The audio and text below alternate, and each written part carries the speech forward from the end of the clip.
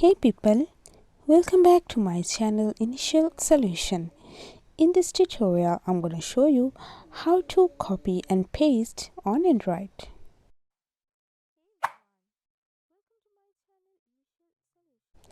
So if I go for my Facebook app and just tap on this tap just on this, you can just see text copy to clipboard.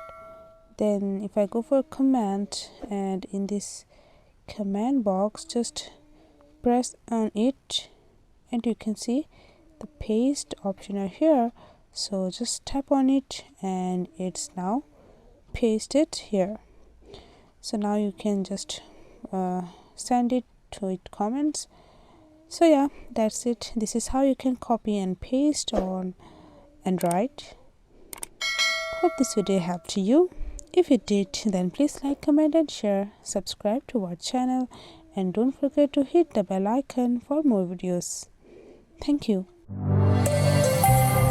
This video is sponsored by Zerosoft. Zerosoft offers graphic design, UI UX design, digital marketing, and web development. Elevate your brand with Zerosoft today. For more details, check the description box.